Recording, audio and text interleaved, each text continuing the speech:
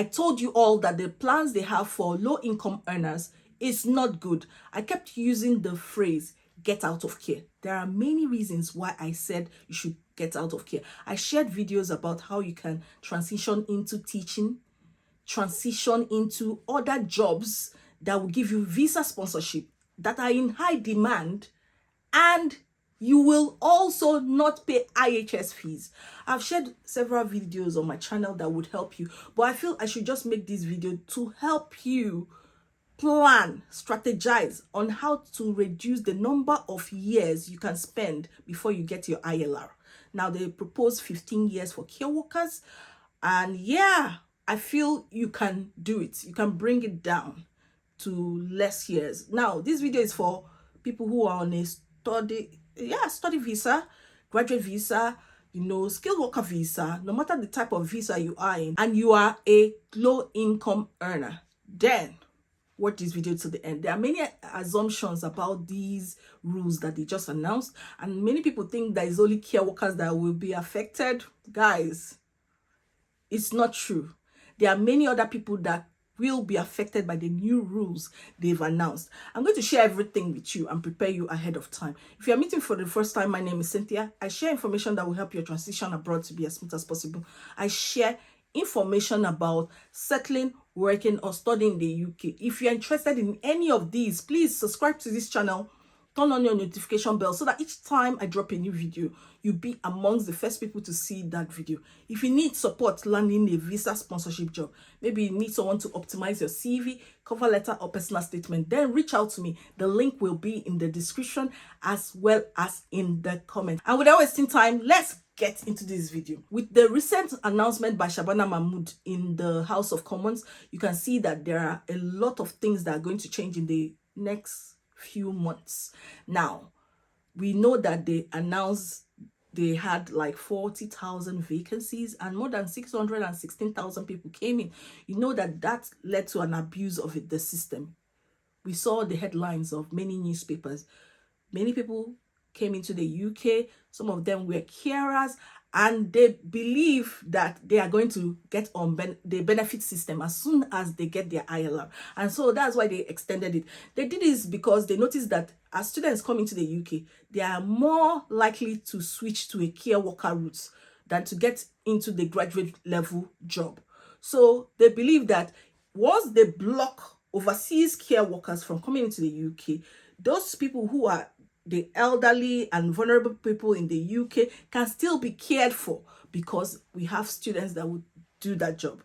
And to keep them in the system until people who have the indefinite leave to remain or British citizenship will be willing to do the job, they decided to extend it. So you're staying for longer, not just 10 years. 15 years is what they are proposing for low-income earners. And some people confuse this thing. They feel it's only care workers that will be affected. Guys, if you are in any level that is below RQF level 6, you are at a very huge risk of staying 15 years. Let me repeat myself. There's a reason why I'm saying this, because many people think it's only care workers. It's not just care workers. They are the main targets, but there are other people who came in as chef, bookkeepers, all these occupations that they have removed from the long list of skilled worker visa. Those people have been classified as low income earners. Most of them. The part of the document that makes me think that dental analysts, dental nurses, and so many other occupations might be lumped into this list is this place, settlement and public funds. It says, in reforming settlement arrangements, the government wishes to address the concern that increasing volumes of settlement grants are not subject to restrictions on access to public funds. This might be addressed by increasing the pathway to settlement for groups less likely to make a net fiscal contribution over the long term. For example, workers, they say example, they're not saying they're the only isolated case. Workers in lower wage occupations, we are therefore consulting on whether a contribution-based approach should mean that the existing pathway for settlement is increased beyond the standard baseline of 10 years. For those admitted to the UK specifically to work in occupations skilled below RQF level 6. So just because your occupation is below the RQF level 6, they're likely to say, hey, you're going to spend 15 years. They said this might involve increasing the baseline qualifying period to 15 years, where the worker has been sponsored for a role skilled below RQF level 6. For example, they said example, not that they are the only exclusive case where this can apply, under the skilled worker and health and care routes. So with the health and care routes and skilled worker routes, we know that there are some occupations that are under RQF level 6. How do you know that your occupation is under RQF level 6? Just go to skilled worker visa occupations. You would see that list of occupations. Check whether your occupation is classified as medium skill. It means it's below RQF level 6. Now, let's go to the main title of this video. What can we do as migrants? What can we do to solve this problem? What can we do to escape this issue? I feel the first thing is you need to save chronically. Guys, it's money.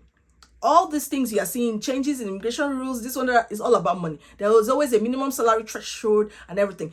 If you go skint and save as much as you can, every penny actually counts right now as a family, because you need to use that money and invest towards a training, a volunteering in your workplace, like in an area of specialization. So just take that first step, cut your cost, as in cut the cost of, just budget what you earn and save chronically. So after that, the next thing you can do is to apply for licensed occupations. I've shared a video about 6 top occupations that will give you visa sponsorship that are in high demand. I've shared that video. I even listed all the universities that offer that course. What you have to do is to go through all the universities, find out the one that is close to your environment, that's close to the place of work you are in. Maybe if you're a skilled worker visa, you're based in Manchester, then look for occupations that are not too far, number one. And also what you need to do is try and check the cost. What is the school fees? Can you pay for some of these things and start the trainings, start the course? The entry into December is already close by, and you can actually meet up with that of December for January rather. If you want to try for spring entry, you can always explore that option. I've listed some of those jobs. I don't want to list them right now because those jobs, like I said, the advantages of getting on board is they are in high demand. British people or people who have ILR do not want to do it. You get a license, it's regulated, and there are job opportunities in it. You also need to go to Indeed, Adzuna, CV Library, and check the number of occupations available. That is, you need to do that before you choose any of the occupations. You can always go to the health and care visa occupations, and when you go through that list, you know which one is something that you're willing to get on board with. Another thing you can do is to increase your income.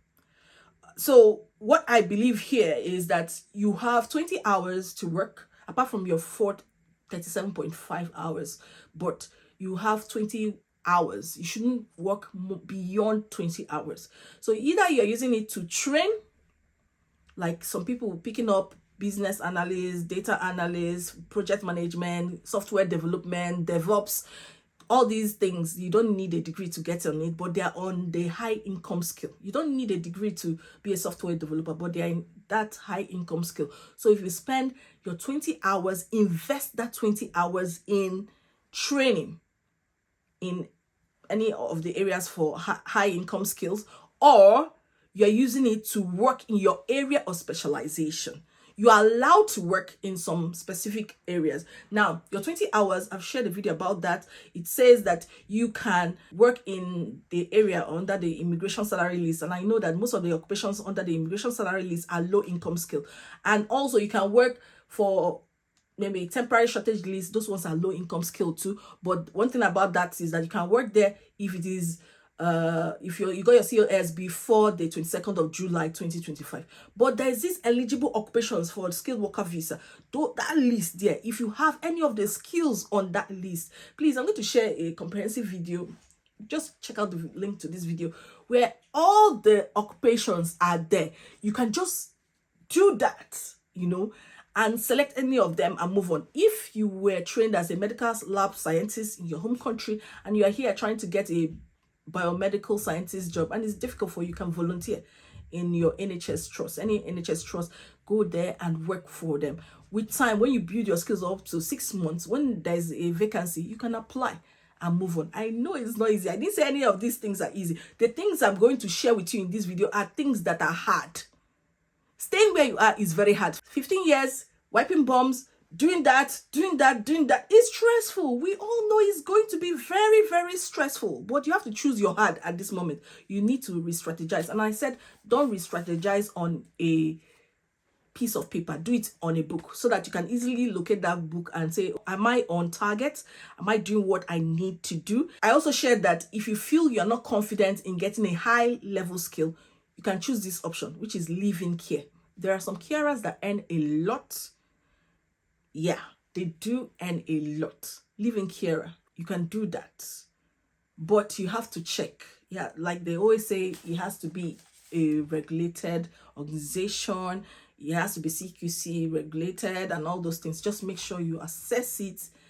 And if it is good, then it's good to go, because care worker is something you can do for 20 hours. So if you can increase your income and then you fill the form, the government shared the document, a fairer pathway to settlement. You can check for the link to the consultation, answer some of the questions there and make your suggestion that if a carer is able to earn above 50,270, will they be willing to allow you to spend 5 years to settlement? That is, if your taxable income is above that top, you know, that high income tax, then are they willing to? If it is something that is an option, then well done. You can go ahead with your care work, spend your 20 hours doing the other job that will increase your income up to that level. There are some people that are in that position. They can maintain it for 3 years. There are some people that own businesses, because they said you can do 20 hours in your own business. You have to file your taxes, guys. And remember, is taxable income. So these are some of the things. I'm just sharing some tips. I don't know how the government is going to manage this, whether they will be willing to allow a carer to combine their income with something else they're doing to meet that taxable income, so that it's going to be 5 years. I don't know, but it's a suggestion. They are consulting with regards to this. You can make that suggestion, and if nobody sends any comments or suggestions in whatever they have, you won't be able to achieve anything. Once they make that law like permanent, you can't change it. So this is the time you can make some suggestions, considerations, and things like that. It is open to the public. It's open to everybody to, you know, comment. And also the option of getting to the NHS and pursuing some nursing apprenticeship programs.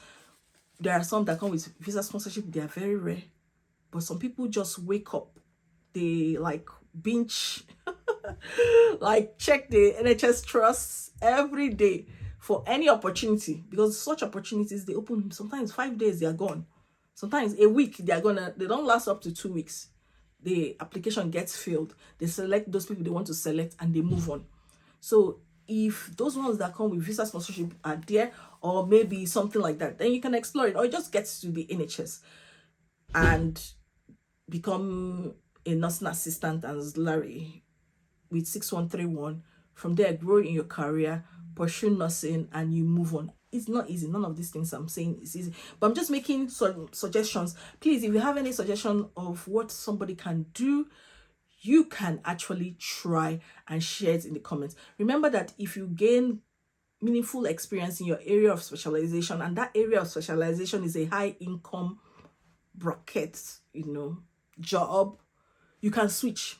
can switch from being a care worker into that area. Do that research for yourself. Consult an immigration lawyer. I have shared a video about that. Some people attack me and say it's not possible. I put so many comments like the research I did for myself. Remember, I'm doing this for myself. I did put the links there. I've been waiting for people to protest and provide the link from the government that says you cannot do it. All the indication on the information on the government website says you can switch from care worker into another pathway. But some people still believe that you cannot switch.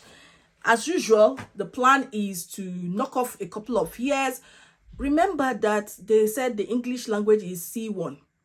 You have to check your NARIC that you're bringing from your home country. When you have a degree from a home country and you assess it or evaluate it, be sure that it is C1 that is there. If it's not C1 on your NARIC, if it's B2, therefore, you have to write IELTS and score above 7.0 across board. Listening, speaking, writing, and reading. I hope it makes sense. I'll see you in my next video. Bye-bye. Africa's rich history is filled with stories of powerful kings and queens, like Queen Amina of Zazzau, the fearless warrior queen, King Mansa Musa of Mali, the wise and just ruler, Queen Nzinga of Angola, King Shaka Zulu, and many other notable African rulers. Join us on a journey through the lives of Africa's most legendary kings and queens. In African Kings and Queens, discover the fascinating stories of these iconic leaders. Get your copy now on Amazon Kindle. Grab your copy now.